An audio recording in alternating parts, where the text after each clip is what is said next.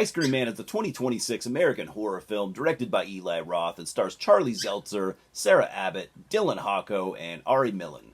The plot follows a mysterious ice cream truck driver showing up in a small town using his ice cream to turn kids into zombie-like minions.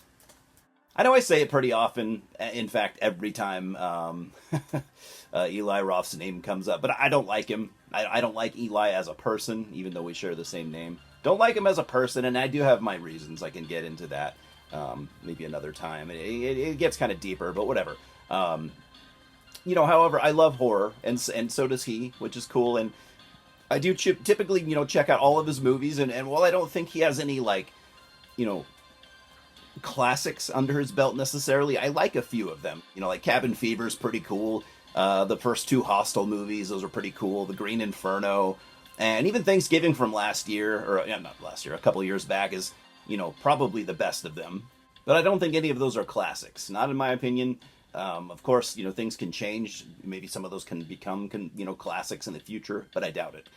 So Ice Cream Man, however, it comes with a bit of controversy also. I guess we'll get to that right away, in the form of the usage of AI. And Eli Roth has himself said that AI was used in certain scenes, and he wouldn't really specify which scenes or how many scenes, but for a lot of people that that's a line that they just won't cross, and I totally get that. I don't know a ton about AI. All I know is I don't want it mixing with my art. So for me, it's really as simple as that. So the movie takes place in a small suburban town, and one day after a kid's baseball game, the parents buy ice cream for all the kids from an ice cream truck, just like back in the day when we were kids, at least when I was a kid. They still exist, I think. And the truck driver is like a quiet, creepy looking dude straight out of the 1950s. And of course, he's our villain here. And so, of course, this is no ordinary ice cream, because later that night, in a scene seemingly stolen from Zach Crager's Weapons, he summons the kids to wreak chaos basically around town, starting by murdering their parents in the way of sawing them in half, bashing their heads with baseball bats, hammers, stuff like that. And I did find it amusing at first. I mean, I showed up wanting gore and practical effects, and I got that. I got lots and lots of that. In fact, and it's crazy to hear myself say this, but it was too much. Fun at first, I thought, but it came too one-dimensional with just not enough storyline or interesting characters to keep me interested beyond just the head bashings and all the murders and stuff like that.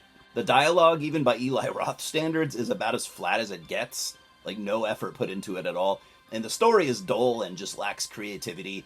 If you told me that the entire story, this entire movie, was written by AI, I'd have no reason not to believe you. Again, there's a ton of carnage and kills, way more than I even expected. So theoretically, I should love this movie, but hey, even in my slashers or whatever you want to call it, I need more. And I guess also a lot of critics were put off by the fact that it's a bunch of kids, running around murdering adults and stuff like that. But that didn't bother me at all. This is horror. I love horror. And it's hard to out-horror me, so whatever. I like chaos and violence and practical gore, but I do need a solid story behind it. I think I've made that point pretty clear. Apparently with the story here, there's some social commentary, going after millennials and Gen Z, but I don't need to be lectured by fucking Eli Roth, so he can fuck right off with that. It isn't remotely clever anyways, so, piss on that. The movie overall is kind of like Terrifier meets Night of the Living Dead, but not in a way that works. I'd even say there were some old cannibal movie influences, which, we all know Eli loves that, that stuff. He showed us that with Green Inferno, and if I remember correctly, he said one time in an interview, I believe, that Cannibal Holocaust was his favorite movie of all time, which is kind of a crazy thing to say. So I'm giving Ice Cream Man a 4 out of 10. If mindless gore is what you're looking for, you do get that here in abundance. But that's the best part about this movie. I didn't hate it necessarily, but it lacks in so many areas. Most importantly, a fleshed out villain, and the lazy decision to use AI. Cheers, guys, and I'll see you at the multiplex. Subscribe right now, please.